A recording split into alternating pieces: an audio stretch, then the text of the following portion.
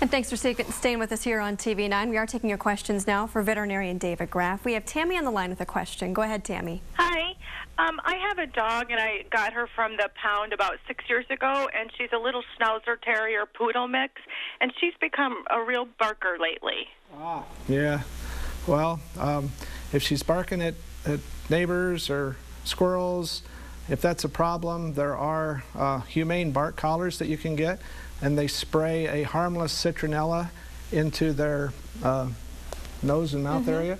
Doesn't hurt them, it's humane, and it does help to control the bark. You can find those online. Just look for a citronella bark collar. So you would recommend against something like a shock collar? Absolutely. Okay. Yeah. And introduce us to our guest here today. This is Bradbury. Bradbury is up for adoption. He's a middle-aged neutered male, and he's a real laid-back guy. He does have a little bit of he was born with a little deformity of his right front foot, and it doesn't hurt him any, but he's a really good kitty. My goodness, and look how much he's just leaning into the scratches there. Loves that. What is your advice for someone who might adopt Bradbury or another cat? What's the first thing they should do? If you find a stray kitty that you want to adopt, they need to be examined by a veterinarian and checked for leukemia first. There's so much leukemia in cats that it's always good to, if you get a car, it's good to look under the hood first. If you get a new kitty, it's good to have them checked for leukemia first, and also checked for internal and external parasites, which includes ear mites and fleas and roundworms, and that's the first things first. All things that are no good. Absolutely. And we have Tim on the line with a question. Go ahead. Yeah, I was going to get my dog neutered, and I was wondering about if you heard about nudicles, or artificial testicles. Yes, they are. I have had several clients that have thought about doing that. They're actually quite pricey. A small dog set is several $100s, and a big dog set is even more.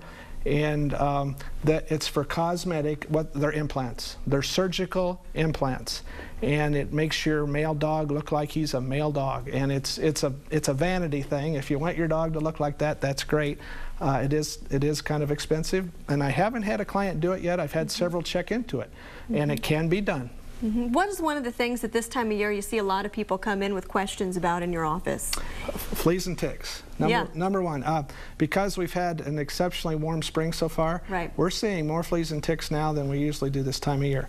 So a topical flea and tick medicine like Frontline or Advantage is the best way to go.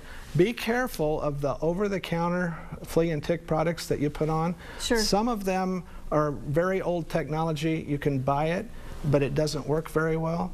The modern technology that's in Frontline or Advantage works much better. Okay. I got a new friend here. If you want to give this guy a home, please call the number you see on your screen. And Dr. Graff, thanks so much as always. And coming up tomorrow, we will have psychologist Dick Sockwell in to take your questions. Keep it here with your 24-hour news source, KCRG-TV 9.